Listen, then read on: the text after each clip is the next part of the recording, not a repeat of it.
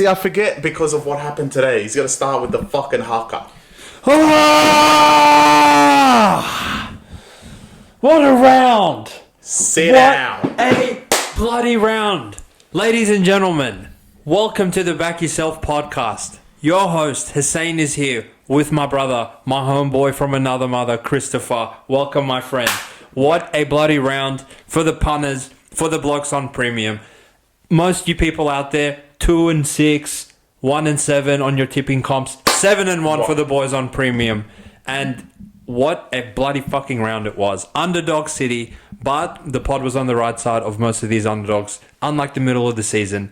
And I'm hyped. I got to say I'm hyped. Chris, how are you feeling, mate? What a bloody round. Mate. Very well. I am probably the most excited for a podcast. There is at least 8 games. Out of the 8 games, I think 7 of them, there's big talking points. This could be a 2-hour job. 2-hour job because, wow, some cunts quit. Wow, some cunts, why did they not quit?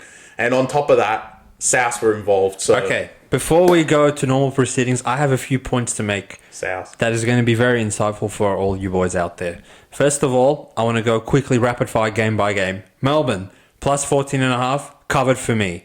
Manly, plus 2.5, most laughable line of the round, which we mentioned in the preview. 1 for Chris and for me. Bulldogs, thank you for taking that L. Stop covering. Souths, pack it up. Thank you, Penrith. You cover the early line and you cover the late line. For me, thank you very much. Dragons, the only losing bet of the round. Under duress, you fucked me over, but you scored 40 in a loss. And it was like, who can quit more? And both of them quit simultaneously, which was comical. And at least in a loss, we can laugh. So thank you, Dragons, for providing us that. 5:30 sharp. Fins up, baby. Fins up. They won outright for Chris. Kevin Walters, I'm going to get to you fucking when the game comes around. 7:30. I might just break into the haka right now. Sean Johnson, thank you for your service. You won outright for me, down 22-4 at halftime. I thought I had seen it all. Titans, I can't talk about you guys. Pack it up. Knights, thanks for covering for the boys. Appreciate it. I don't know how you actually covered minus 14 to anyone, but only Titans would do that. And then Raiders, take a victory lap, Chris. Take a victory lap. All I can do is laugh. Or you can just giggle. Shout out to you, Bonzi. Unfortunately, Bonzi, good. Just. It's going to be a tough watch. Sit back and just We're just going to give you the heads up. It's going to be a tough watch, but you're going to have to wait until the end of the pod until we get to your team, the idiots themselves, because we start on Thursday night with the captain of all idiots, the North Queensland Cowboys, hosted the Sunshine Coast Melbourne Storm outfit, boasting 2 players out of their top 25, essentially, and one of them went down in the first 10 minutes. And so much happened this round that I actually failed to truly remember how god-awful Cowboys were. And in my mind, this was the equivalent of a loss. You shouldn't get 2 points on the competition ladder for the way you pricks played. 3 minutes into the game, you concede through the heart of the middle of your defense to fucking Lazarus, and then you score back, you equalize, that's fine. Melbourne get a no try. Cowboys go back and score again, 12-6. And then Melbourne score again, 12-all. And it was just back and forth. You score, I score, you score. No, you missed one. That Wishart try. The Wishart try, wow. Off the scrum. What the fuck are you guys doing? Drink water. He's literally just a speed hump. You forgot the McDonald try. The McDonald try, which for him to score in back-to-back weeks, how can you concede that with a straight face? But obviously, Cowboys score some garbage. Look, they did just enough, or let me rephrase that. Melbourne had just enough idiots out there for you guys to not have egg all over your face and lose outright to a reserve great team. But I think the right team covered. It was ugly in the end. We needed the backdoor try from Old Mate on the 79th minute to get a backdoor cover against these losers because they decided to take the 2 with 5 minutes to go to fuck over all the boys on plus 13.5. But the right team covered. The right team probably won. And my key takeaways is essentially Cowboys are the worst 14-win team I've ever seen in the history of the sport, Chris. The fact they have the same wins as Bulldogs is just disrespectful. Yeah, just awful. They're fucking really bad. And going into the finals, no one's scared of them. I think, at this point, everyone knows they're fucking garbage. Even if they finish fifth I by mean, some miracle. Think about it, right? If you are anyone else in the finals, Chris, and you could draft your opponent for the first game, I think consensus everyone will pick Cowboys first. Well, depend. Do you really want to Knights if they do get the eighth team? They're not even a team in my opinion. Yeah, no. Other than that, look, this is 6 good teams. Everyone else is retarded. Actually, you could. There's 5 now. There's 5, but now they are officially the 6th best team, and no one's gonna argue me on that now. But we don't have Walker, bro. But to be honest, Cowboys pack it up. Honestly, Pack it up after a win. Literally, flying here to play Dogs. I think you guys will lose. And then finals, you're either going to go to Dogs or go to Manly. No, you will go to Manly if Manly win. Good luck. Like I've said for weeks, fuck the team that goes to Brookvale. So as far as I'm concerned, you guys should pack it up. Just shocking performances. And even in the games you've been winning have been just shit. And 14, 2 of those wins during Origin when you shouldn't have won anyway against 2 retards, i.e. Penrith and Roosters. And to be honest, you've shown nothing most of the year. I don't know. I don't think there's any hype with Cowboys. They made the 8. Congratulations. But other than that, you guys suck ass. And there's a big divide. We've said it for weeks that the 6 good teams that may be not in the top 6, Manly 7th, but clearly, as we'll see in the next game, they are much better than these morons for a reason. And I genuinely believe Cowboys should just pack it up, just like some of the other fucking Queensland teams that did this week. And hopefully all of them are gone. But they got their win. Melbourne, look, you're a championship team for a reason. And to bring in 11 new players, basically 12 because Pappy went off in the first 10 minutes. Thankfully, he's not as injured as we thought he was. He's be ready for finals, which... Yeah, he's ready for Broncos. Jesus Christ. Yeah, I still think they're the team to beat, and there's nothing that changed my mind this week to say that Melbourne isn't the team to beat in the competition. If anything, it reinforced it more for me that they can bring in 11 rats and actually go out there and almost win. To concede 30 points to that Melbourne team with just no continuity, no chemistry between players, they're just pulling blokes off different teams in reserve grade and putting them next to each other, which I think a lot of the Cowboys tries probably was just more of a product of the Melbourne outside backs not having any experience defending, communicating with each other. Tao Long is one so soft, Anderson's just not even in the frame. But Chris, I have this question for you. Do you feel like if Pappy doesn't get injured in this game, Melbourne could actually win? They would have won, yeah. Which is really shameful to say. Bellamy, the only player I would take and never put him in your top 30 again is Eremia. Yeah, he's just not up to it. Just get him, pack him up. Get him out. Wow, but everyone else was competent. If there was a most improved award in the NRL, Wishart should get it hands down. And if anything, he should get the trophy named after him. Because 2 years ago, when Wishart was inserted anywhere in the lineup, it was automatic. If the pod was around, we'd be like, he's the one guy who can fuck Melbourne over. Now we're like, get Wishart in there, Bellamy, get him on. So obviously, Melbourne have a history of having average players to below average players enter their system, improve to a point where, when Cameron Munster first burst on this, and he was no fucking superstar of the sport. Give him 2 years now, he just transforms into Queensland's best player. So we'll see where Wishart goes. If any of these teams had a quarter of a brain, they would sign him. But something tells me that Wishart's is going to be in the purple and white for probably 10 years to come. Agreed. Which I like him in that jersey. Cowboys, I'll give you 5% of a break in this game because genuinely, if I looked across from my side of the field and saw 11 reserve grade players, it's kind of hard to get up for that emotionally, physically, mentally, all that stuff. And I can see a scenario where I would be like, I wouldn't go shotgun on Lazarus either, but to actually concede to him, and it's not an isolated incident because during the season review, win, lose or draw, if Cowboys win the comp, I'm still going to do this. I'm going to compile a try scorers list of the inbreds that have scored against Cowboys with the footage on how they actually got to the try line. So far, we have Lazarus, we have Corey Jensen, McDonald, Billy Walters, McDonald, Josh Rogers. Josh Rogers scored against you guys. So many half the Sharks forwards. There was that 2-week period that they conceded to all the hookers. Joey Lussick scored. Against that you was guys, really funny. Which was just comical. I think there's Liddell might have scored. He can never score. No, he scored past them. I think. No, I don't believe it. But Liddell was missed severely on Saturday. But we'll get to them. Again, Cowboys. Pack it up. Pack it up. Pack it up. Literally Just pack it up. Melbourne, you did the right thing by resting in terms of having one eye on the finals. Don't rest again. I want blood come Thursday night.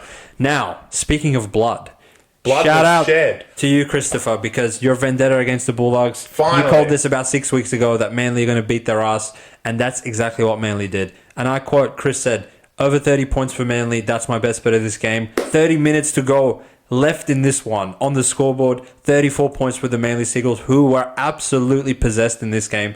Chris, I know you're not shocked, but how did you see this one unfolding? Well, first of all, Tigers pissed them off, clearly. Because Manly came out physically. Like, Bulldogs haven't been fucking raped through the middle at any point during this season, but they got raped by Nathan Brown, Lodge, and Paseka.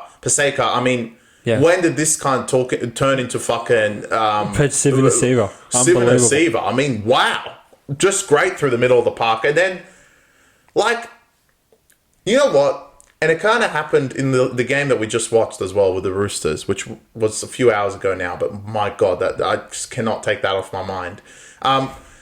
It's very strange when these teams that are now, well, I still say they're top six because they're going to be competitive in the finals, we hope. But I know you have a different point on that. But, like, it seems weird once these teams go behind, all of a sudden they capitulate. And Manly took the lead, and these fuckwits capitulated. I mean, this defense that never conceded 30 points, conceded 30 points in almost the first half. I mean, the Lorden try, they would never concede that on another day. And to be honest, shout out to Brooks. He had a fantastic game. And what was the backbreaker was the Cherry Evans 40-20, which everyone's going to say, how'd he kick that? And it's Cherry Evans. So you can't even say like it was a fluke or it was a shit player. It's Cherry Evans. We know how great he is and what a kick it was across the field. And then it was like a freeway, that right-hand side of the field. I mean, the Garrick last try that Manly scored, Jerry, where the fuck were you? And, like, that's got nothing to do with Stephen Crichton. This right edge, the left edge, Ola Kawatu, I mean, if there's a debate on him and Kikau, there you go. Just clip whatever happened in that game. He was possessed. The whole team was on fucking roids. And Manly, like, whatever you cunts did this week, take that fucking energy for the finals. Because offensively, excellent. And yeah, the shame is that Saab is probably not going to play the next couple of weeks. Obviously, Turbo got injured as well with the AC, but fortunately, he probably will play finals. Maybe a bit injured, but he will be there. Does open the question, which we'll discuss more in the preview for finals. Is he going to get named at center? Which could be in there. I don't know if they want to play him at fullback, but Manly, look. You've been my dark horse of the competition for a reason, and finally I've been proven right with your fucking demolition of this team. Don't let the scoreboard deceive you. It was a demolition the start of the second half, and Manly, you guys are a red hot chance. And to be honest, I said that Bulldogs or Manly will make the prelim. I'm leading Manly, and their offense is something else at the moment. And for any other team that's looking above them, looking at Manly and being like, oh, you know what, they just won. No, they didn't just win. Dogs were the best defense in the competition in 5th place, and they made them look like fucking nothing. And Ol Kawatu, Garrick, I thought, had a fantastic game.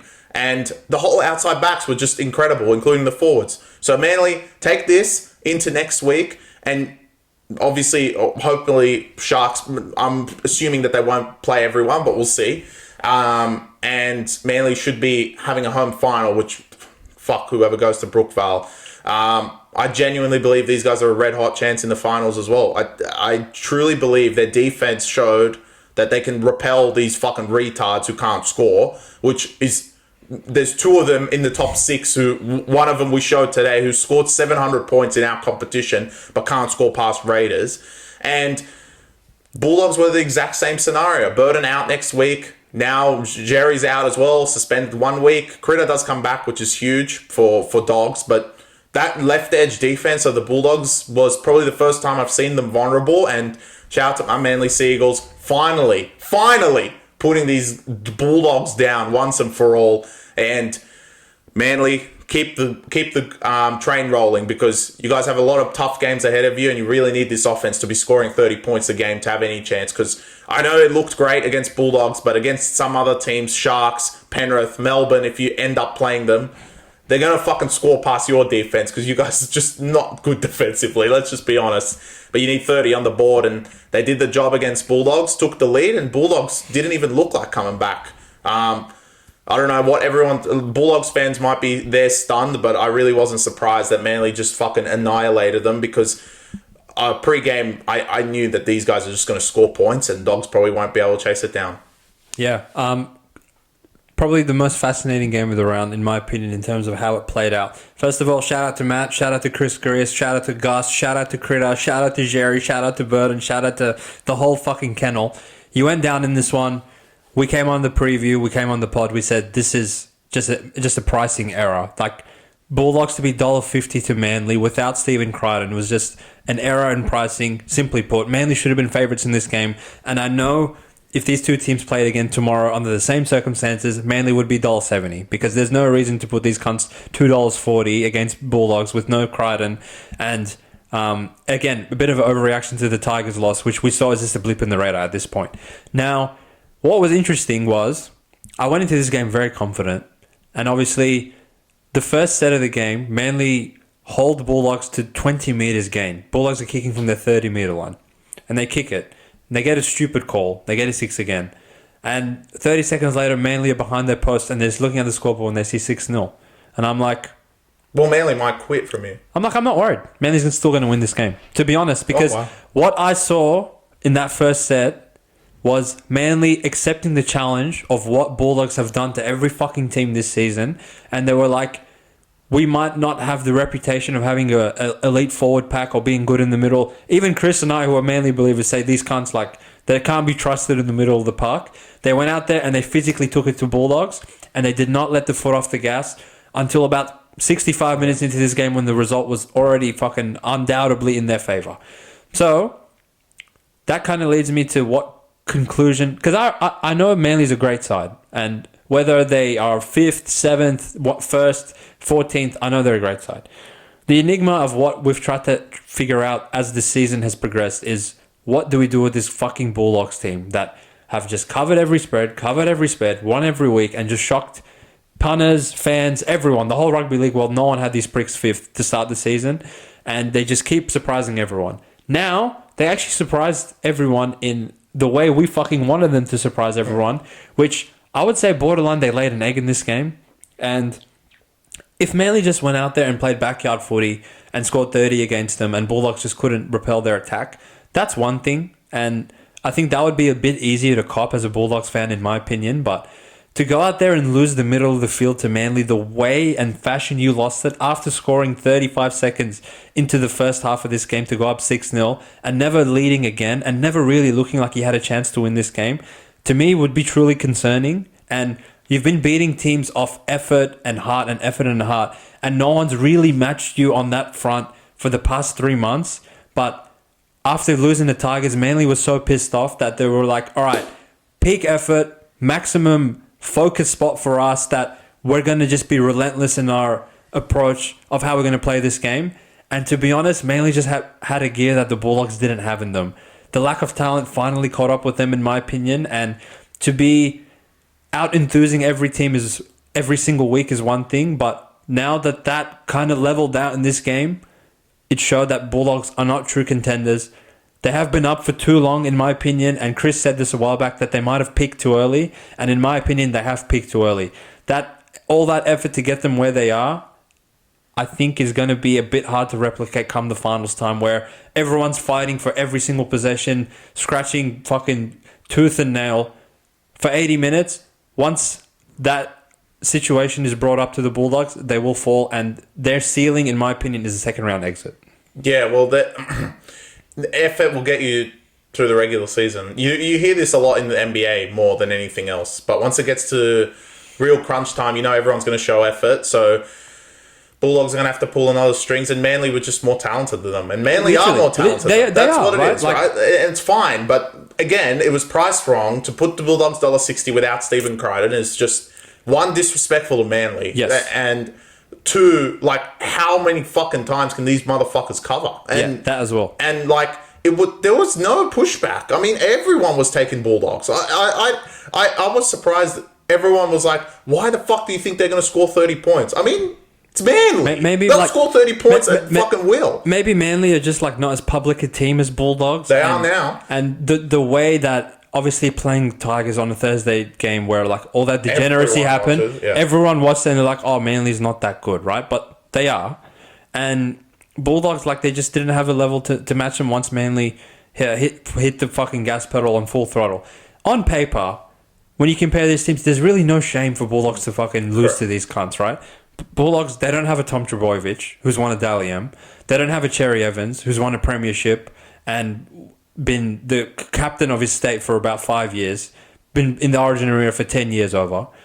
And honestly, I think there was a passing of the guard of the best back rower in the competition, in my opinion. Kickout has been that for probably the last 4 or 5 years.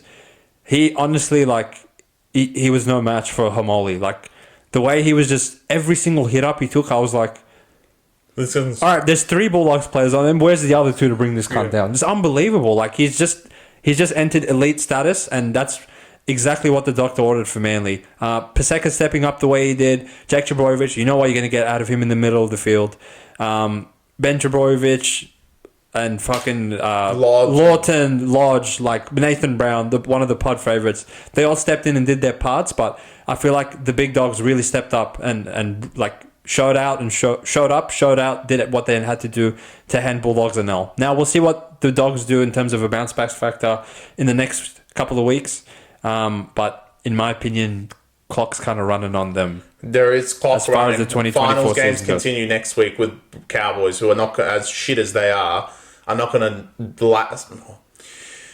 It's Cowboys, but I don't think they'll slouch on effort and you know, trying as hard as they can. But at the end of the day, it is Cowboys. I want to go into the next game, unless you have something to say about Bulldogs. I think more of their stuff is going to be next round. I think we covered all bases on Bulldogs. Speak of probably the shortest review of this game because we saw this coming. Who cares? Penrith hosted South. South got fingered. Well, should have, to be honest. Penrith. We're all over There them, is concerns. Like, seriously, these guys can't score. Nah. I mean, South are nothing. Nah, look, honestly, like, this was a nothing burger of a game. Who cares? Snooze fest. The product was shit. The refereeing was shit. The refereeing was both ways. Like, not just in Penrith's way. Why did he go out there and give South all those piggyback calls to get them out of their 10-metre line when you know they can't make meters? Why did you call forward on Munro's hat-trick try? At least give the poor kid that because he played fucking outstanding. Shout out to you. And South's like, pack it up, in my opinion. Like, there's just... The season was cooked 3 weeks ago. If anything, like, you showed signs of life to not lose 50-0, which you should have lost 50-0. We obviously gave up minus 13 after the fucking... 2 weeks ago. The Souths game last week, I was like... I would lace 13 with Titans against South. This is laughable. Closed at 20.5. The late sin bin and the late try from Penrith get the line home for all Penrith the people. didn't play great, though. They just did enough to... They were never really troubled on the scoreboard. Just wait till they... Who cares? Wait for Titans this week. Titans, pack it up. But in saying that, Penrith, they're just sort of building towards week 1 of the finals, which conveniently for them is going to be fucking held at Bluebet. Well, at least they win, you know. After the other 2 idiots, which we'll get to them. One of them probably bigger idiots than the other ones, but... No, like, my takeaway, and I'm going to analyse this game in a broader sense of the whole sport, because who gives a fuck about Penrith and Souths? Clearly, no one gives a fuck.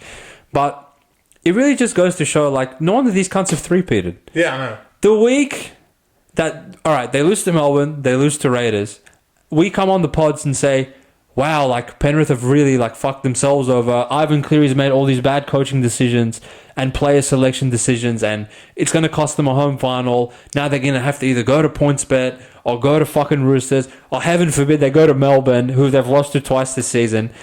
And not even 24 hours later, Sharks go up 22-4, lose to fucking Warriors that can't even score, for God's sake. And 24 hours after that, not only do Roosters lose to give these cunts home court, but they lose their fucking engine of their entire franchise, apparently Sam Walker, which Robbo dropped with his fucking smile on his face last season. But No wonder these cunts have three-pitted with these other idiots. Of course. Thank fuck Melbourne are around. Yeah, thank this God is Melbourne's ridiculous. in this era. I mean, Imbecile. they'll just win everything, right? Yeah, They're literally. consistent, and they don't lose to these morons. And when they do play the big teams, they play them hard. And there's only going to be teams with talent that actually get them in the end, and that's what showed in the 2020 Grand Final. And Melbourne this year, I mean, overall, Melbourne have a lot of talent, especially in the spine. So it makes sense for them to win these games, and they've beaten Penrith twice. Shout out to them. And they should have fucking probably won this week as well. But next week they'll get a win and make it. I don't know if they get to 20. I think they get to 19, unfortunately. But I wish they got 20.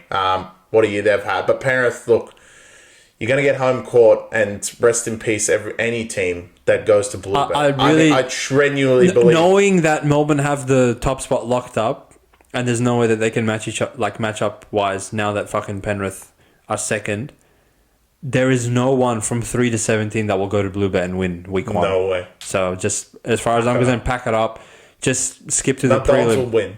Skip to the prelim where Melbourne hosts some dick and Penrith hosts some bigger dick, and just skip to the grand final. Let's see what happens. But yeah, South. Pack it up. I mean, yeah, next week's game will be funny. Well, now it is. Yeah. All right, let's go. Zarafos brothers.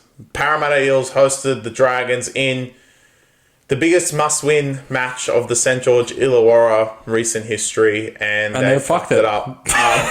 And it was a Parramatta onslaught, 44-40. Don't let the scoreline deceive you, to be honest. I genuinely believe Para should have won this 13+. 44-10 should have been the full-time score. It should have been a full-time score, but it's Para. And what we've seen all year, they have no motor. So comes to the end of the game, they concede a few tries, but like I said, I said this pretty much. We were all over Dragons, mainly, under duress. Unfortunately, didn't hit, but I didn't see any reason for Para to try. But you know what concern? Again, I've said this for weeks, is that Para in batches are not that bad, and Dragons just fell to them. And look, Dragons shot themselves in the foot. You can't keep giving Para calls, 1, and 2, dropping it, because when Para actually do have the ball, extensive period-wise, they can score, which is unlike some teams in the competition, which we'll get to them.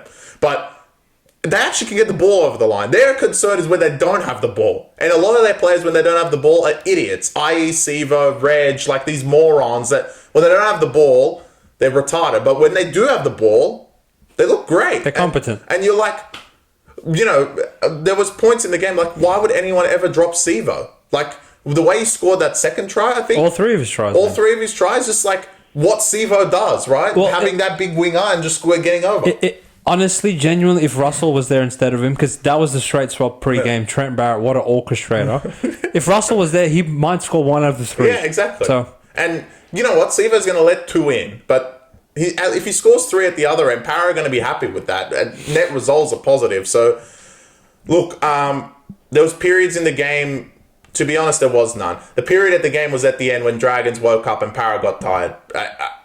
I am very sorry for all the fans. I know Flanagan said it, but I apologize to the Dragons fans too. I didn't believe in them from the time they lost the Dogs. And for anyone watching the podcast, you banged the drum when they played Titans. I forget who they played the week after. We said they're going to get raped by Sharks. We said they'll get raped by Sharks, and then this week you were all over them. But ever since they lost the Dogs, I feel like that spark of making the finals kind of went away, and that doesn't give you a reason to lose to Para. I'm not defending you for that, but that loss to Dogs just like was the biggest swing of your season ever. Yeah, you won Titans, but what we've seen from Titans is that ever since I spoke about these cunts quitting, they've quit. I should have done it around 3. Yeah. Fuck me. Yeah. But like Dragons, like, honestly, from that Dogs performance where you couldn't score, and to be honest, like, we came on and said you guys are really, like, pretty unlucky in that game. Like, to go shots on and then give an intercept is, like, just backbreaking, which, like, is not that bad, but from that point, I can't defend you cunts. I mean, the performance that you put in the last 2 weeks is just shameful, and it just shows why you're not in the 8, right? And unless there is some miraculous draw at the Hunter Stadium on Sunday next week, which we might be going to 2 games in 1 round. Incredible. It's a first for the pod. First for the pod, but there's no way you guys can make it. And to be honest, that's probably where you deserve, 9th, 10th, wherever you are. Like, you beat some good teams, you've had some good performances. Flano, shout out to you. You've really turned around this club with fucking no players, but they've really let you down towards the end, and see you later. Adios. I wanted to make this point at the end of the podcast, because it was the theme of the round, and I can see why everyone in the world got fucked over. And we've been around for long enough to know that stupid, degenerate results happen in this sport when you least expect it. But to the extent that it literally happened in every game of the round. This was the one where we're like, okay, this should go according to the script. And for that reason, I'm going to give my break on losing under duress for this week. Normally, I'm a harsh critic of myself, but there was no reason for fucking Dragons to pack it up like this way. Yeah, they packed it up. And they didn't even... The point I want to make, Chris, I'm going to go game by game quickly, and then I'll circle back to Dragons. Melbourne had every reason to pack it up. Those cunts went there with a reserve grade team, and they were the ones that looked like they're trying to fucking make the 8, right? Dogs had every reason to win to secure 5th, maybe knock on the door for 4th. Who knows? Fucking Roosters and Sharks ended up losing. Manly beat their ass.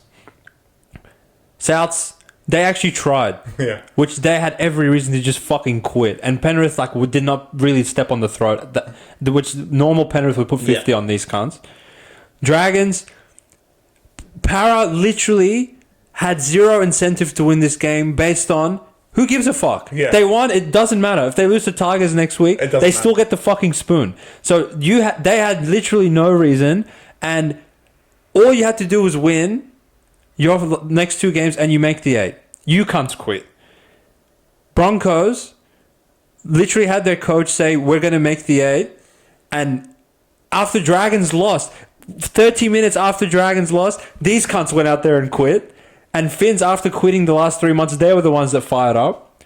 Sharks were like, oh, okay, if we win, we might fucking get home field. And Warriors have packed it up 4 months ago. Those cunts went and won. Titans, they packed it up ages ago. They're just something else. There's no point talking about them. And now, Roosters watch Sharks quit. Raiders officially got fucking penciled out of the 8 after 25 rounds, and then they went and fired up and won outright.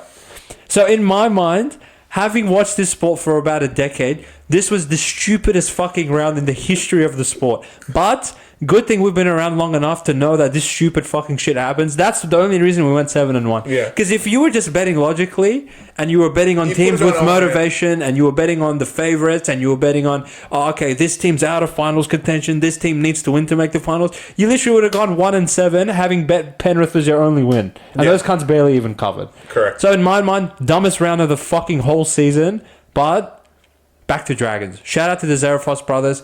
Keep your heads high. I will say that today. I wouldn't have said that to you guys on Saturday. That's why I was not messaging you boys. I needed 24 hours to just calm down a little bit. But Shane Flanagan, you've had a fucking amazing year. Chris said you deserve to be 10th. You deserve to be 10th. Realistically, you should be 16th. Yeah, correct. Yeah. You made it to 10th. In my opinion, that's a very good achievement. If you look at some of the dirtbags that ran out with the Dragons jersey on the weekend, Ravalawa, captain of Words FC, one of the worst performances since Dom Young in round 5. To just allow the Eels players to just walk through you. You fucking knocked on 3 times. You blew the challenge. And in a game with 84 points, you didn't score as a winger. Atrocious. Yeah. Absolutely laughable performance from you. Second to that, Dragons, why the fuck did you guys go out there and start throwing the footy around the first set and drop it on the second tackle to give Power possession? Why did you do that? I guarantee you, Flanagan, the last words he said as you cunts walked out on the pitch was, complete our sets, get in the grind, and Power will tap out. And you cunts go out there and start playing backyard footy. Which, I would hold that against Ben Hunt for throwing the ball at Sua in that way. You've been around long enough to know that in a high leverage game like this for you guys, low leverage for Power, which apparently is in fucking everyone's favour this week, all you had to do was just let the game unfold a little bit. And you had points in you. We saw that towards the end of the game that you can score against these cunts. Brisbane, as putrid as they fucking were, they went down 16-0 to Para and almost covered 10.5. Yeah. That's how bad Para are. And you cunts got to a point where, all right. It's unsurmountable. Half time's 26-6. 6-6. 26-6. You're like, if you're a Dragons fan, you're holding on for a slither of hope of like, it is power, right? And then they concede straight away. And you come out and go bang, bang, and now it's fucking 36-6. 38-6, just like that. Yeah. So I know Flano blew up your cunts at halftime because in the post-game conference, his first words, first half, unacceptable, shameful, I apologize to the Red Fee fans. So I know he's in there blowing up at you cunts, but you showed your hand. Maybe Chris is right that the Bulldogs game was a backbreaker. In my mind, if it was, you would have quit the Titans the following week, which you didn't. But Titans just completely packed it up. So maybe I missed that in my analysis. I thought the effort was there against Cronulla. The execution wasn't. You cunts couldn't score against a good defensive team. But this week, like, in the grand scheme of things, I give you a pass because you're just a talent-devoided team. But as far as, like, in the micro sense of this round, probably, like, just the worst performance of the round, in my opinion. Look, there's no reason to go concede 44 points to Power. No one's going to say this because it's Dragons, and also who gives a fuck about this player. But they did miss Flanagan, and we came on and said and little. They missed Little today in that game, but in the encapsulation of the last 3 weeks since the Dogs game, they missed Flanagan, and Jack Bird does a lot of things like stupidly, but Flanagan wasn't there, and no one's going to give a fuck because Kyle Flanagan isn't some fucking god player, but it does fuck around when you don't have your spine that you want there, and it did seem like that, like a lot on Ben Hunt's shoulders, and Ben Hunt, like, he's a great player, and still is. Like, I don't want to say anything about Ben Hunt because he's been so great, but there was a lot on his shoulders for an older veteran, and with these retards around him, i.e. Ravalawa, I mean, wow. Awful. He just can't keep him to fucking do something normal. And yeah, I mean, there's no reason to lose to Power. Actually, I forget, I should shout out Seabass for no reason. He wanted one. He wanted one for whatever reason. But anyway, it doesn't matter about your fucking team because if they lose this week, it doesn't mean shit. So, but there is signs of life. And there has been signs of life. And I've said it for a long, long time, especially when Riles was named. They haven't really packed it up in any game. And they look like packing it up. Roosters fucking killed them, but we'll get to them. But everyone else really hasn't put Para to the sore. Para gets to the sore in the last 10 minutes. They're the most not fit team in the competition. We understand that. But in patches, they're actually not bad at all. And they shouldn't be. They have a pretty decent squad. So, look, Dragons, there's nothing to say. I'm sorry to the Dragons fans. But, look, you know what? These early games are going to be completely overshadowed by 3 of the next 4 games. Because from the beginning of this game, I knew they're going to quit. And I just could not believe my eyes why they would quit. So I'm going to go to... Do you have anything to say about Broncos before I get on to them? Because, I mean... I do. I've got plenty to say. Well, look, all right. Fins up. Upset alert. Hits again. Sound the alarm, baby. We're absolutely running hot towards the end of the season. And the Finns went to Brisbane, went to Suncorp and put them to the sore. I mean, Torture chamber. You know what? Let me just say, it wasn't Dolphins good. It was Brisbane shit. And I said in the preview, the only person, Matt, shout out to you. You said this to us today. We're the only fucking cunts that said Marshall King being there actually is more important than us, and it actually was. I mean, what was the point of playing? Literally, I do not understand this club. And I've been so off this team since, I don't remember when they lost the Bulldogs. That was from the point I was like... No, you were off from the week before that. The week when they... Because you gave them out as upset. I think when they lost to Dragons, you pack it up. When they lost to Dragons in Origin, yeah. When Dragons had no one. Honestly, I am so off this team. Because in patches, especially in some games, and we'll always go back to that Penrith game... They look fantastic. And, I don't know what's going on. And, to be honest, Kevvie needs to be fucking spoken about. This is ridiculous. The capitulation has been incredible. And, I just cannot believe you let 40 points with Dolphins. With Avarilla 5'8". I mean, the inclusions, Wayne's masterclass... fucking killed Kevvie. It was incredible. This was no masterclass. Genuinely, Dolphins could have run out with me at 5'8" and would have beat these cunts the way they played. First of all, Kevin Walters, you need to go. Pack it up. Broncos, Kevvie needs to be fired after this performance. Now, you missed the finals 2 years ago before you made the grand final, having been in the top four for the majority of the season and just completely capitulated towards the end. And if anyone remembers that final game where it was a win and go in situation and you got your ass torn by Dragons of all cunts, I remember that like it was yesterday. Then you make a grand final, you have probably arguably the most talented roster of any team in the last 10 years, and you make the finals on sheer talent. Now, the arrogance that this club carries him with is just incomprehensible. For Kevvie to have watched the 24 rounds of dog shit that the Broncos have dished up this season, go down 16-0 to Para, somehow beat them, and then go on the press conference waving pom-poms and saying, oh yeah, when we will get to the finals, bro, we will get there. And then 7 days later to go and lose 40-6 to the fucking Dolphins. In my mind, you can't bring him back next year. You can't look at the roster and be like, oh, we just need to get rid of this guy and that guy and then we'll be better. Because you're not going to upgrade over Reynolds, Staggs, Cobbo, Haas, Carrigan, Walsh. Where are you going to find better players? You're not going to find any better players. But you do need a better coach that is going to enforce high standards in this club to make sure that this fucking garbage doesn't happen for another year. Because 3 out of 4 years with this roster to miss the 8 every single year, besides 2023 when you made the grand final, unacceptable. Kevvie Walters, pack it up, get it out of there. Broncos, you cunts don't deserve an off season. From the grand final day, the next morning you should be in fucking in the fucking Suncorp Stadium running laps. Because you can't, you deserve to be tortured for the torture you put us through for the whole season. For us to get to a point where Chris can be like, for you to even be able to sound the alarm for these cunts because they're $2.70, I don't know, what people have been watching to just assume that Broncos are going to go there. Oh yeah, Haas is back, bro. Let's go fucking pump the fins. No. The way, if you had lost by 4 in a tight affair, I would not come on and say anything. I'd be like, look, Dolphins played great. Wayne's a masterstroke. I knew they're going to fire up for him. All that stuff, that's fine. But for you to go out there, get a sin bin in your favour, which was questionable in the first place, for Kaufusi to go off. They got a sin bin. Concede in the sin bin period. Obviously. After getting 56 against, you score, and then you don't score for the rest of the game. I'm at a loss for words with these cunts. I back your take, mate. Get him out. I didn't see it coming. Pack it up. Fuck this. They've quit on him. There's nothing else to say. They've quit on him. What evidence do we have from these fucking pricks? And there's nothing there. And Kevvie, you're very arrogant.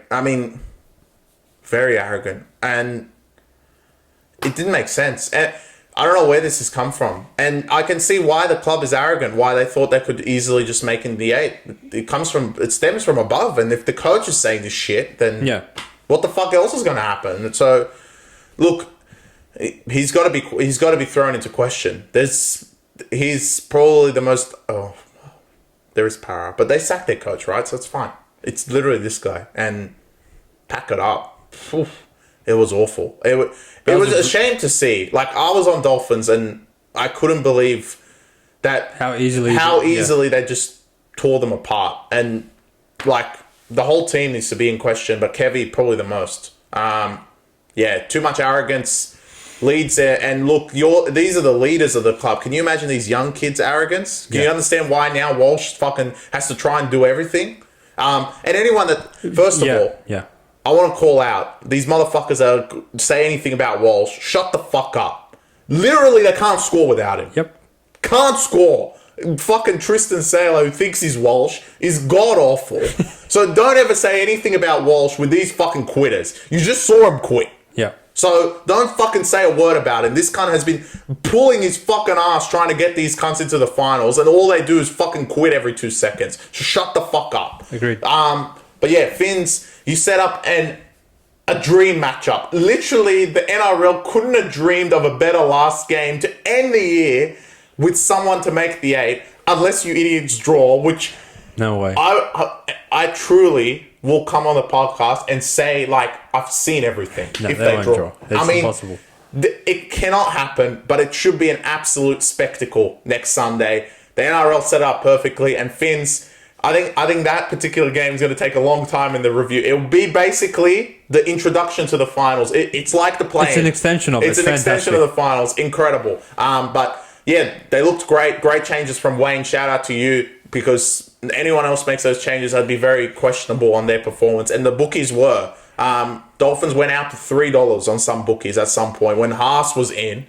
But again, who cares if he's in, because they're just a bunch of quitters anyway. Now, Kevvie, big questions. To me, look, unfortunately, Kafusi, he's got as much loading as fucking Warrior Hargreaves does, so he's not going to play next week after hitting Reynolds in the head. I thought he was great. And Dolphins, it's like they embodied everything about Wayne Bennett and put it on display in that game.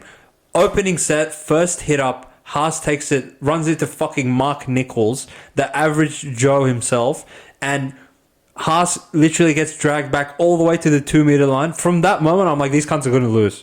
Because Dolphins just wanted it more.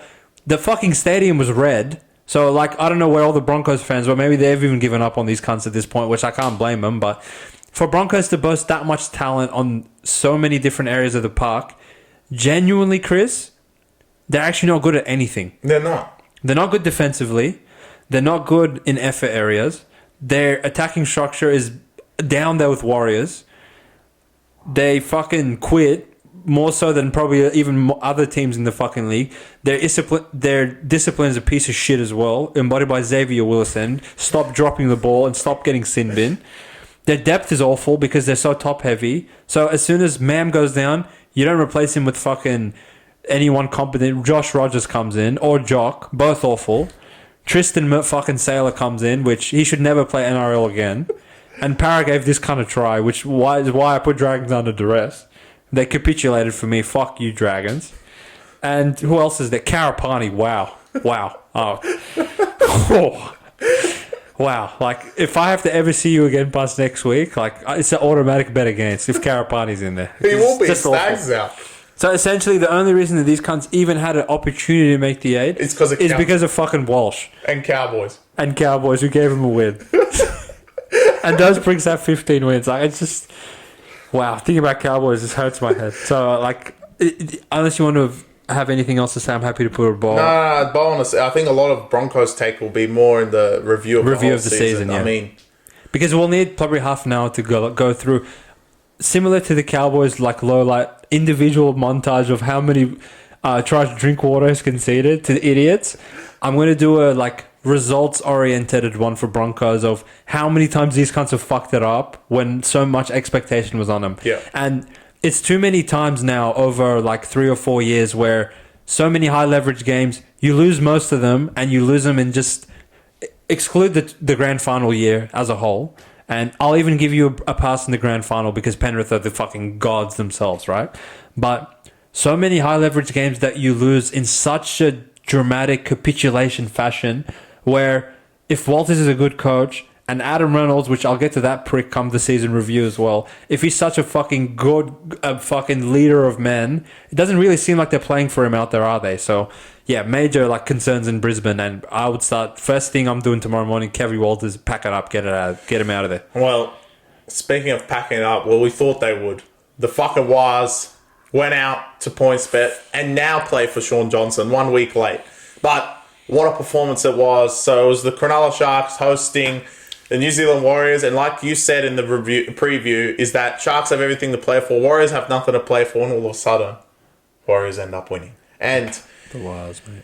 The Wars were awful in the first half. Let's just say it the way it was. I mean, the Brayley, Stone Street, the Red Sea parted forever, but then the Red Sea parted in the second half. Like, they just can't score.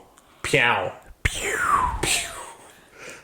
Warriors, I've seen this movie with you so many times that you will start the first 20 minutes of the game, have 65% of possession, and have 4 points on the... Not 6, because obviously you missed the conversion. 4 points.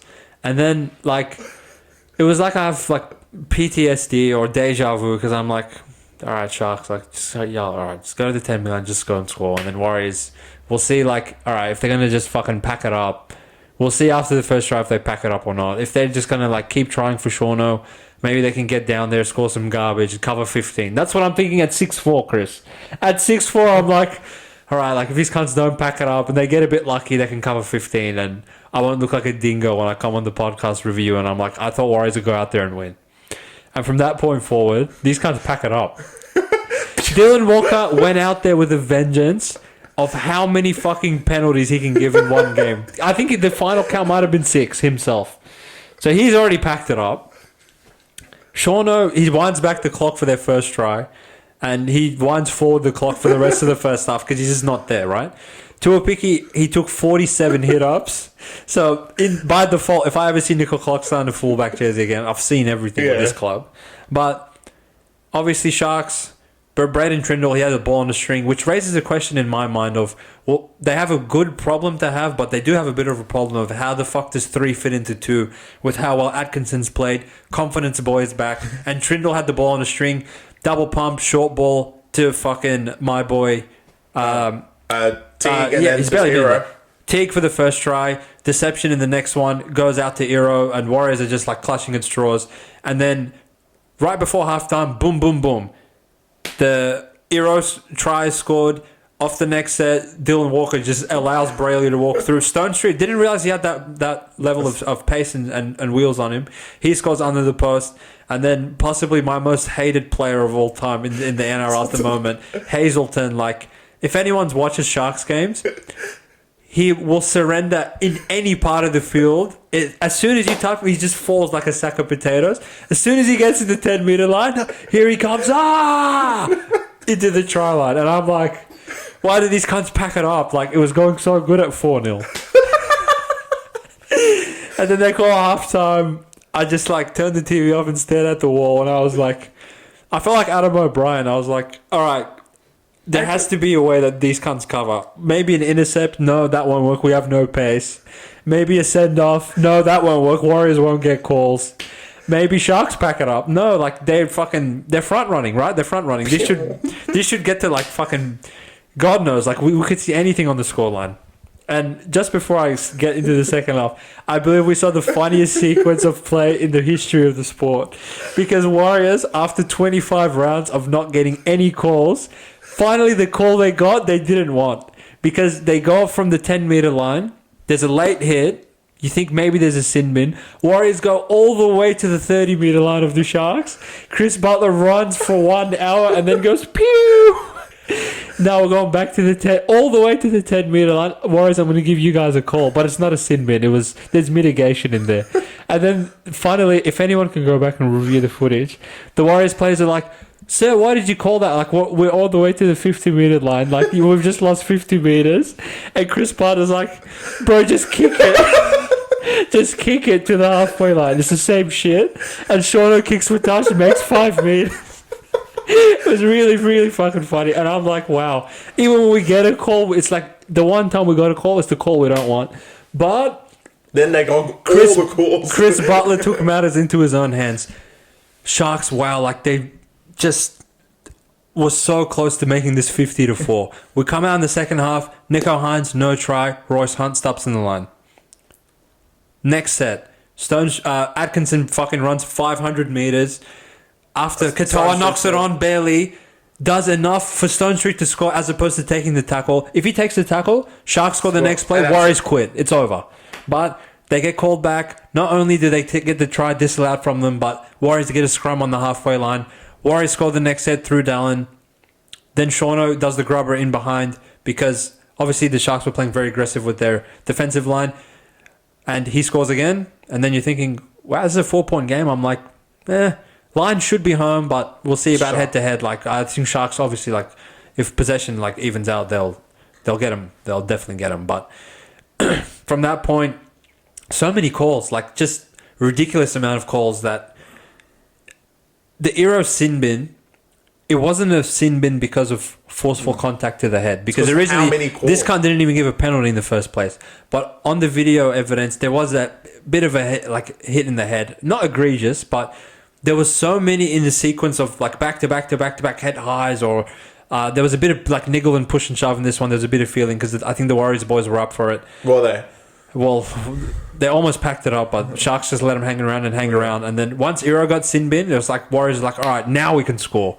And they take the lead. Doesn't last them long because they actually are short on the right side, and Stone Street scores against 12 players, and I'm like, oh, okay, like, thankfully the line's on, but Warriors are going to lose, right?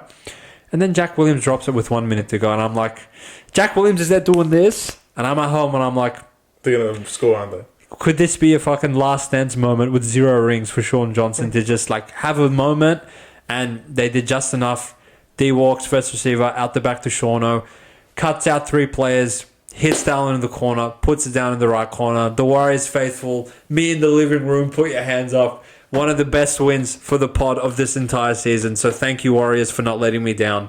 And Sean Johnson, thank you for your service one last time. You will be missed. A Hall of Fame level player, one of New Zealand's finest. Thank you for your service, my friend. I'm glad you got that moment to leave the sport with a W next to your name. Thank you, Waz. Yeah, up the Waz. But I wasn't really happy with this because I wanted Sharks to win and continue their run to stay and play Roosters.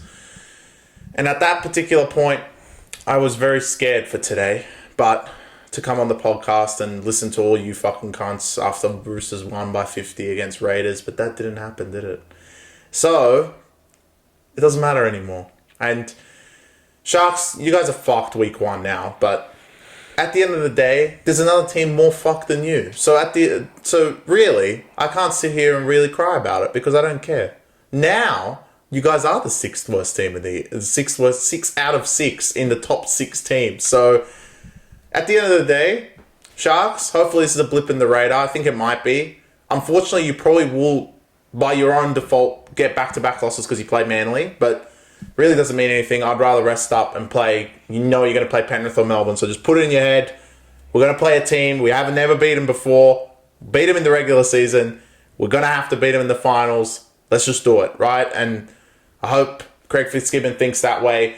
You did have a few outs. Not to defend you guys losing the Warriors, but a full-strength Sharks would be a different story. Who was out? Well, Ronaldo was out. Yeah.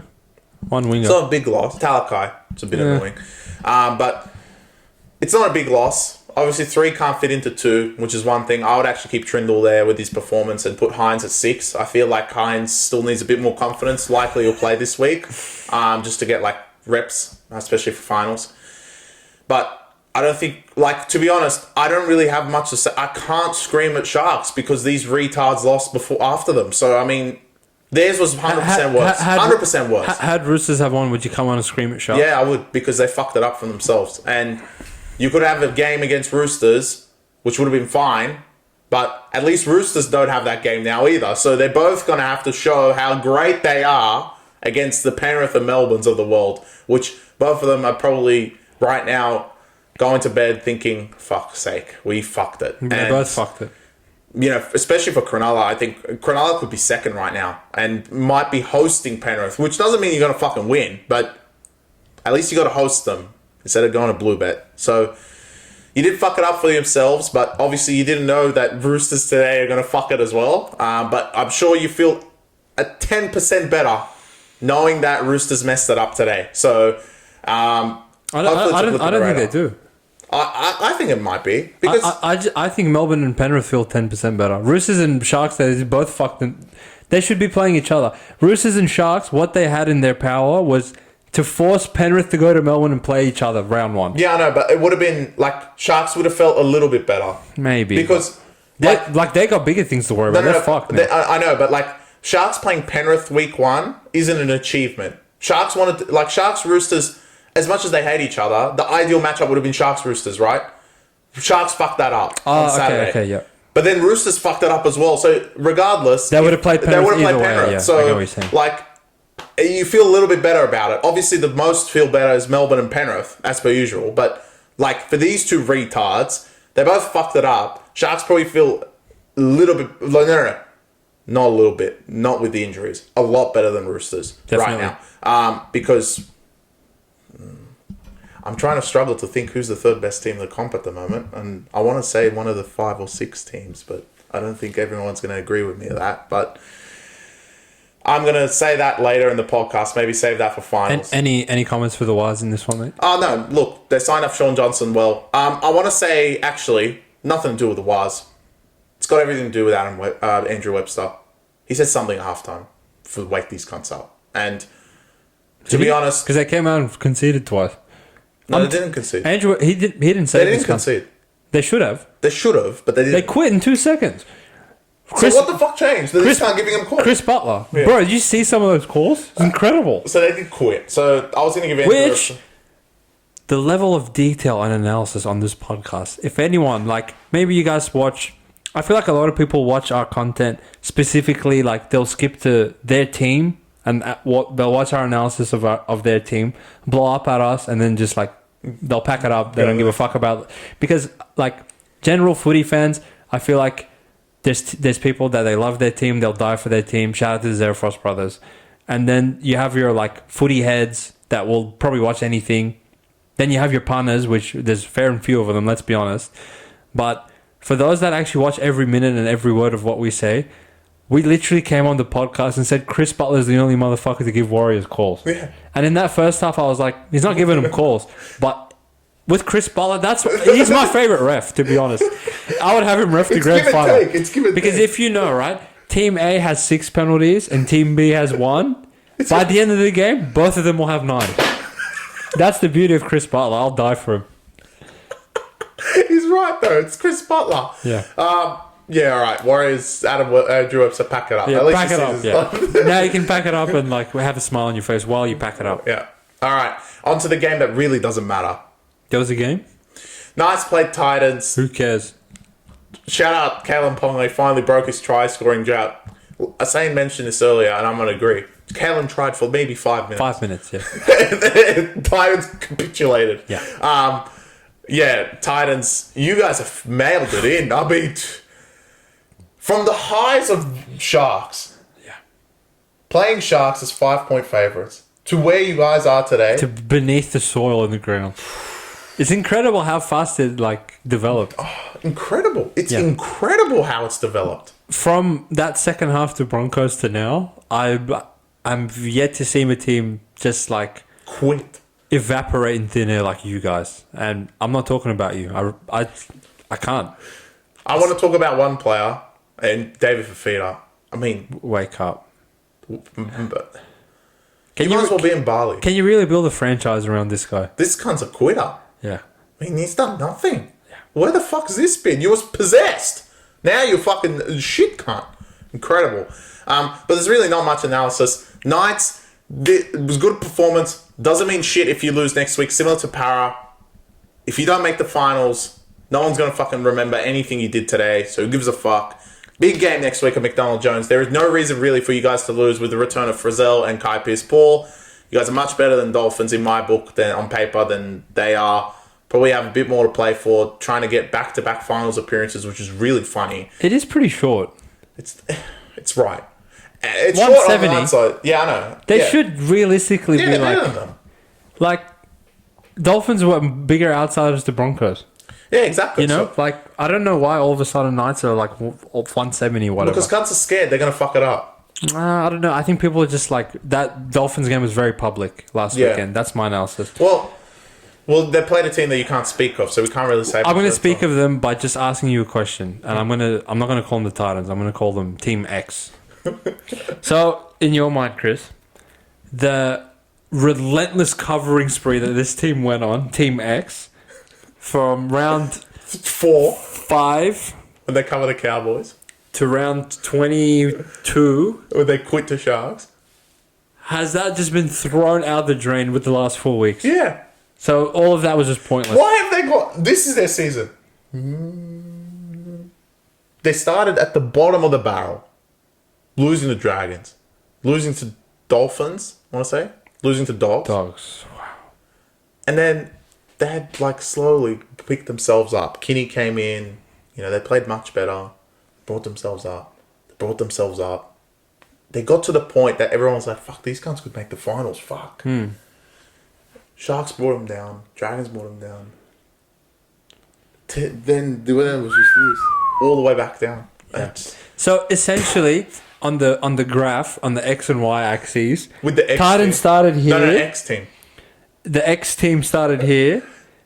Ended here. And they're going to end here. So, like... No.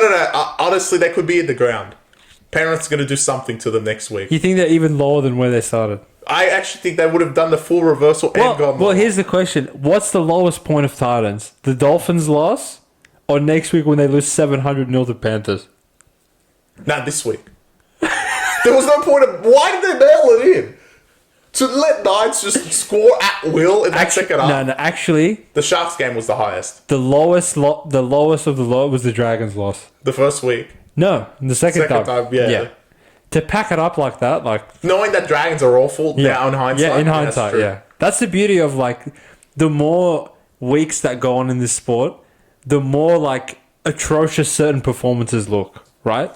So, Cowboys, for you cunts to give Broncos a win... That's how I see you guys. But, yeah, Team X, please pack it up. They will next week. You're done. All right. There's not much to say. No, Knights. I'll put a bow on Knights. I like you guys. And for all that we've said about you, that you can't score, and Adam O'Brien's sick in the mind, then Kalen's is like, may as well be a fucking doormat on the field, that they refuse to give him the ball. And you have fucking Bradman, like the whole fiasco with his hamstring. And you, after that Broncos game, I thought you cunts going to pack it up. It's time to give him a bit of credit. Give a bit of love to Knights. For them, out of all those inbreds in between the middle of the table, to host their own finals fate at McDonald Jones Stadium with a relatively healthy team next week after the garbage season they've had, where they were 1-4 in their first 5 with their only win coming against Wishart and Co. before Wishart was good. I think they've done pretty well. Kalen obviously did his list. Frank had his injury concerns. They've done okay. I truly believe it's just incompetence from everyone else. You think so? I mean... Well, they're a tiny bit more competent than all these other losers. Stupidity from everyone else. Stupidity. So you're saying Knights aren't stupid? They are as well. Nah, they're not. This cunt ran out Bradman with one leg. No. The coaching is stupid, but the actual team itself is not stupid. And the rest of them, from Titans, Dragons, Raiders. Who else is there? I think Warriors. And this is a good segue into the next game. Raiders are genuinely the dumbest team in the league. To consistently fire up against the top 4 and fire down to the bottom 4 the way they do is something else. But obviously... All right. They're all yours, babe. Go get them. It's time for the review of maybe the podcast so far. The new Roosters Messiah. Because they didn't get a sin bin today, but if they did, they would have lost 13+, which would have been really funny. The Roosters hosted Raiders in... Yes, it was a 20-point spread. And Penrith did that earlier. God, I wish this was your upset of it. Holy fuck. Penrith did that earlier and covered because they were playing South. But Raiders are an entity of their own. And my God, they tried.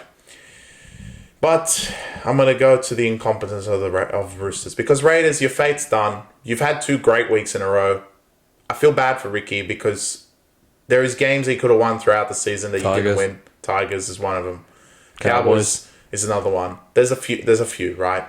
And you guys just fucked it up. You literally have one more of these wins. You beat Dragons next week. You make the 8, and you guys fucked it. So I feel bad for Ricky. He's playing with nothing, but he still goes out there and has a fight. Unlike some coaches. And Trent Robinson, it's time. Legit, I don't know why you don't get any hate every year. I don't understand. And yeah, you could have won grand finals in 2018, like that fuckwit, whatever his name was, Sports Talk TV that said they won one in 1956. Who cares? Like, I don't give a shit. I'm talking about this year and the last couple of years, because you did make a good point in your repost of what I said, that the last 3 years the league was dominated by Penrith. I don't see you idiots in the grand final. Were you there? You weren't there. I don't remember you there. It was Melbourne. It was Para. It was Broncos. I don't see you guys in the grand final. It was South. You guys weren't there. So, I've got nothing to say. You fuckwit. You don't understand. Now, I'm going to go to Trent Robinson because in round, I want to say 8 last year, when they thought they were gangsters and went to New Zealand and won 14-0. For the people that are OGs and watched footy back in the day, they went to New Zealand, dropped Sam Walker. Big news. They won 14-0. They thought they'd torn the corner. Now, I actually questioned this guy's competence from that point till now, because without Sam Walker, they can't score. I said this back in round 5, I think you mentioned. Yeah. When he was out and he came back and Robbo was like, oh, maybe I'll bring him back and slowly put him in. And I was like, put him in the team. Exactly. Put him in the team. Shut up. But I don't know. You guys got Marnie, you got Tedesco, you got Kiri, you got Angus Crichton, the revelation of this year. You got Collins, you got fucking Dom Young and all these boys. But I didn't see those boys today. Where were they? The team that scored 700... You guys have scored 702 points in 26 rounds. And you guys could not crack Raiders. I'm telling you. Intrinsically, they can't score. That is not even the problem now. The problem is something else. But Trent Robinson, legit, what was your rationale of dropping this guy back then? Oh yeah, you're talking about 2022. It starts from there. It stems from there. You need this kid in your team. And it actually stems to the fact that without him, you guys have become absolutely incompetent. Incompetent. Legit. How many teams have we seen lose their halfback and still be competent? Melbourne have had injuries the entire year. No excuses, they finished first. Penrith legit have had 75% of their season has been without Cleary. And they're still second. Sharks, they have the most ill-confident Dahlia medalist I've ever seen. They've replaced him, and they're still, well, if they'd beaten Warriors, they would have been in front of you as well. But they're still competent. And all of a sudden, you guys just could not score at all. You could not get the ball over the line. And it was actually someone, I don't know who was doing the commentating. It was like Roosters had, they didn't know what to do with the ball. Raiders were giving them the ball, legit just handing, they could have handed it to them, and Roosters been like, oh, we don't know how to get through. We don't know how to get through. We have Dom Young and Tupou, but we don't know how to get through. It's like Trent Robinson teaches them nothing out of training without Sam Walker there. Now, let's get on to the fact of the real season now. I said this last week, and conveniently, now you guys are the 6th best team in the competition because you have all these injuries. But you still were, because you cannot rely on this 22, 21, whatever age Sam Walker is, to run your entire offense when all I've heard all year is how good your offense is around everyone else. Like all these other players. Oh, Angus Crichton's playing good. Oh, you know what? Spencer Liniu's punching it through the middle. That's what's causing the offense. The outside backs are playing great. Where were they today? Where were they? For 10 straight minutes, Raiders had 12 players. There was a stat, and I'll put it right here because this is going to obviously be a real. 100% to 0. 51 tackles to 0. And you could not crack the Canberra Raiders. And you guys are saying to me, they're the best offense in the comp. What do you mean? We're fucking second. We beat every shit cunt by 70. What happened today? Well, we lost our halfback. Everyone has. Tell me a team that hasn't. Everyone has had a week without their halfback. Has had several games without their halfback. You literally had 60 minutes without your halfback and you scored 12 points past Raiders. Incompetence. And it stems from the coach himself. What is he teaching you without this guy there? What's happening? Are you guys even running an offense without him? Legit, it didn't look like it because as soon as he went off, all of a sudden, oh, who's supposed to get the... Oh, how do we do a shit? Oh, what? Like... You're an NRL team. You're the second best team in the comp, all I heard all week. And the second best team in the comp just fell to the Canberra Raiders. Now, in terms of your fucking season, pack it up. You guys are done. Finished. 6th best team in the comp. Like I was saying, I don't know who I'm going to put third, but third is up for question with these two retards losing. But Roosters are definitely not there. Sharks at least have a little bit of hope because Nico can come back. Like, if he plays a bit more confident, you could put them third because full strength, they're actually pretty good. But there is teams below you that are actually better than you right now. And you guys may be 4th. Yeah, we're going to have an extra week. You know, we're going to go play Manly or Dogs. Manly and Dogs are better than you. Right now you are. You can't run out there with fucking Watson. Connor Watson will be playing halfback next week, for God's sake. I mean, no plan whatsoever, or Sandon Smith, or whatever garbage you guys will come up with. But it doesn't matter. You probably fucking didn't even train with him at halfback because you think Sam Walker's some invincible character. He's not even a big bloke. It blows my mind, this team, because you can imagine this kid getting injured, and it looks like you guys didn't imagine it. It's like, oh yeah, he's going to play every week. All goods. He's Teddy 2.0. He's not. He's a young kid. He gets injured. He's been injured before. But today, he got injured and all of a sudden, capitulation.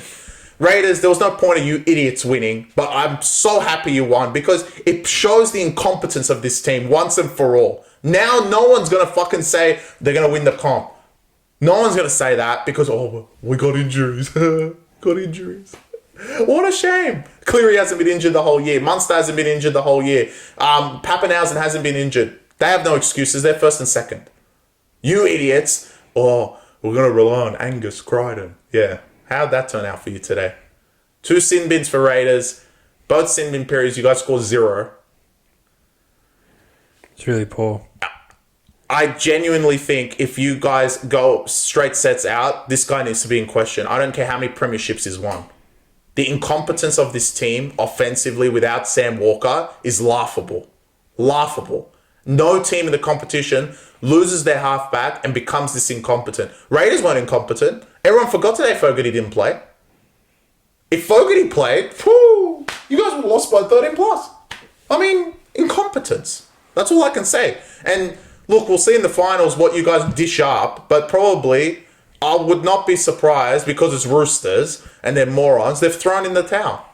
And after today, I would have thrown in the towel too because to lose to Raiders the way you did was the most embarrassing loss I've ever seen in the NRL in the past 5 years easily because there's no reason for Raiders to win at all. They won with 2 sin bins and you guys having 90% possession during those periods. No reason to score 12. And it literally was just for me to come on and scream that Keary missed that kick at the end. It wasn't even a bad kick. It just was wide. And that's it. And Roosters just stood there being like, we actually lost this game. Well, they would be not surprised because they seem to beat every other bottom 8 team. But not today. Not today. That's all I've got to say. Well articulated, mate. And yeah, just incompetence is the word you use very frequently in your spiel, but it does kind of hit the nail on the head because not only did they give you 20 minutes minus a player, which we saw fucking what Tigers did with 20 minutes minus a player and all these other teams that Warriors, they can't score at all. As soon as you give them 10 minutes minus a player, bang, 3 tries. You pricks, 700 points scored on the season.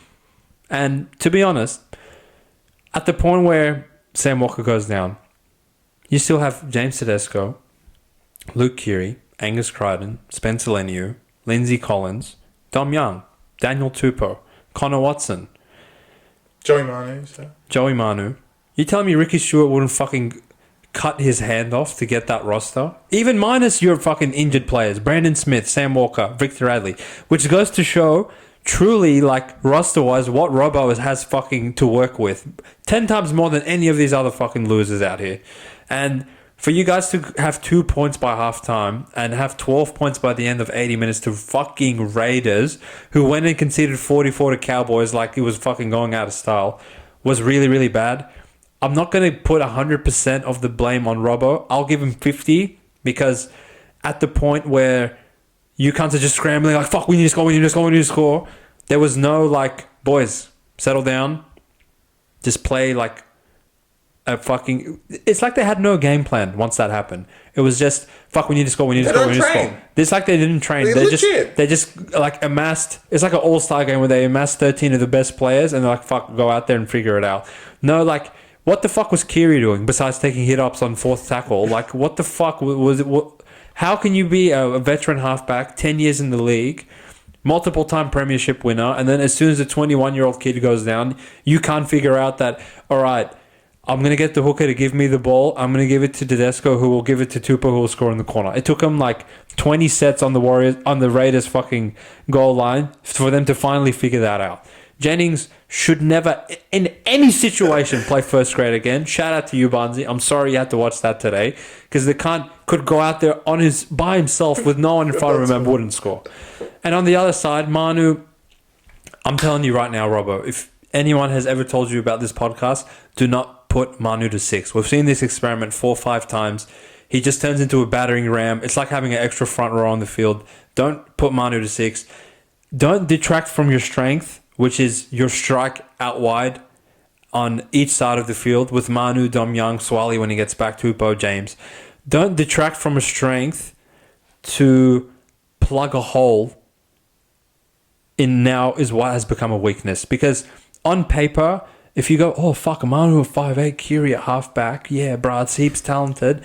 In actuality, it doesn't fucking work. We've seen it too many times. At least if you run out Sandon Smith, the dirtbag, you know he's garbage, but you will still have the strength of your outside backs are better than anyone you put in front of them. So that's what I would tell Robbo. What I found interesting in Robbo's post-game press conference, which I'm sure you haven't heard yet, obviously he called out Whitehead. Look, this is a punting podcast. I don't give a fuck about fucking retiree English player arguing with Trent Robertson. I don't give a fuck. What I did find interesting about Robbo's press conference was he was like, yeah, I really enjoyed seeing this game being scrappy the way it was and being low scoring. And it was actually refreshing for me that we didn't go out there and just fucking win 50-0, because I know when it comes to the finals time, we're not just going to go out there and front run against cunts. I would have died to actually win a game 14-12 for once. It would have been very refreshing for me. And I'm like, Robbo is actually even more sick of these cunts than we are. Yeah, to just go out there and we scored 50 again, we killed Titans, and when we play Melbourne, we can't score. Or when we play Raiders, we can't score. Or when we play fucking Panthers without Cleary, we can't score. Or we'll score 34 to Sharks, but we'll concede 40. I know, Robinson, he might deserve to be on the firing line for the recent performances. Again, that shit cunt that was bringing up 2017, who gives a fuck? Yeah. And the last 4 years, sure, Penrith have dominated, but it wasn't you cunts that was the last standing to oh, right, they lost to Penrith, we'll give them some slack, so wake up. But irrespective of that, Robbo, he does kind of need to be called out, in my opinion.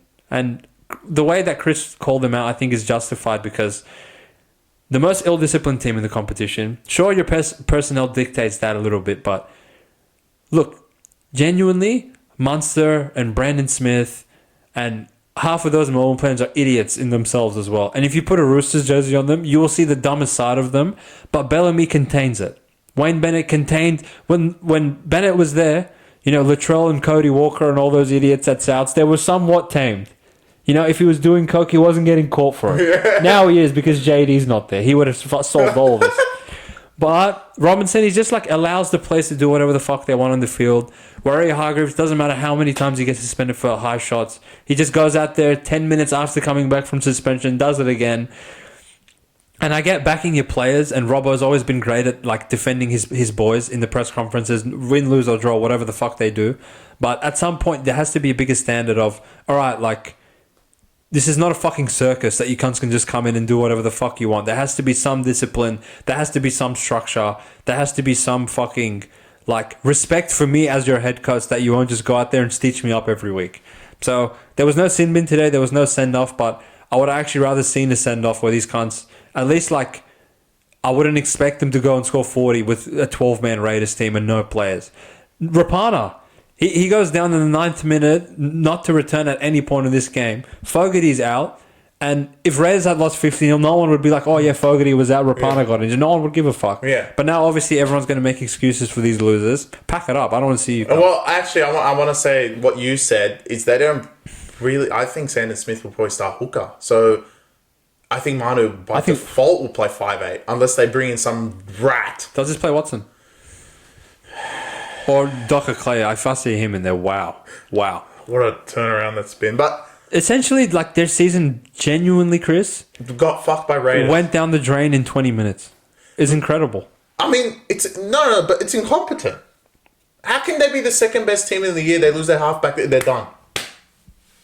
Because if they lose Brandon Smith, it's not a big deal. Yeah. I mean, he's been shit all year. Let's say the way it is. 2 years. 2 years. 2 years. Lose Radley. He'll be back. He's fine. Annoying, but he's replaceable. But how can you lose one player and it's not named Tedesco and... Yeah. Do you guys even train as another halfback? I'm genuinely curious because it didn't look like it. Well, Robert on the press conference was like, I'm confident Sanders can come in and do the job. He's been in our system for a long time. We've been developing him, blah, blah, blah. So... I'll give Robbo the benefit of the doubt. We'll see. He seems confident enough in his team and his club that... And, he has a bit of a history with Walker that he seems like they can get the job done without him. So, having said that, if I'm going to give him the benefit of the doubt, then you don't get an excuse for fucking getting killed in the finals. If they go out there and win, and they make it to a prelim or grand final and they play well without these players, you get extra credit, but you do not get a pass for going out there. If you get bounced out in straight sets and you just pack it up, like, I'm going to come on and roast you cunts like the same way if Walker was there. So fuck you cunts, in my opinion. I mean, I think it's going to be... I genuinely think they're going to pack it up. I mean, to go to Melbourne with these idiots... Why are they going to go to Melbourne? Well, probably. They're third, aren't they? Yeah. Because their high-powered offense got their different... They're going to go to Bluebird. Yeah. They'll never win there. I mean, look... The high-powered offense without Walker scored, 10 points? And it's curious that as soon as I said this at the start of the podcast, and I'll say it right at the end. It's curious that Dogs and Roosters, as soon as they fall behind by maybe 8 points, they can't score anymore. Yeah, it's interesting, isn't it? It's interesting. All of a sudden, 10-2, everyone's going to blame Walker's not there, but he's not going to be there now for the rest of the time. And you guys are incompetent. But all of a sudden, you guys couldn't score anymore. Strange for 700 points in the competition. Whew. Yeah. I mean, it didn't seem like you guys had that problem when you put 12 points in 2 seconds against every other shit cunt team. But you seem to have that problem today. Oh, that's weird. Why? You guys were behind a little bit. Bit scared, were you? Yeah, that's what I thought. Anyone that wants to come at me for Roosters, come at me. You got nothing to say. I mean, there's no reason to not score in that 10-minute period. If anyone can explain to me why, outside of saying Sam Walker was injured, because, like I've said, everyone else has been injured, so shut up, basically. Everyone else has, so what's your problem? And anyone else in the competition, Warriors would have scored in that 10-minute period. No, they would have. They can't score. Well, they can. They scored this week. Knights would have scored that 10-minute. They didn't score. Chris Butler scored. All right. Titans, quit as they are, they would have scored past Raiders. Oh, yeah. So... there's no reason not to, and for a team to have the best offense in the comp, we're second, so a lot of jokes on you. You're not second anymore. I like to see you guys think about going to Blue Bet with Sand and Smith starting halfback. Best of luck. Sayonara. Goodbye, Roosters. Your season's done. Sayonara to the pod. Thank you for tuning in with us for an hour and a half. Any comments you have, good, bad, ugly, drop them in the comment section below. Obviously, we love interacting with you boys. And let us know which game you're most keen for us to preview next round. Whether it's Souths for the final time of the season, whether it's the Spoon Bowl come Friday, which we will actually be in attendance for, whether it's the finals preview with Dolphins Knights, or whether you want us to tell Titans to pack it up one last time. You let us know in the comments below. Peace out. Appreciate the support. Catch you guys for round 27 preview 2 days from now. Let's go. Peace.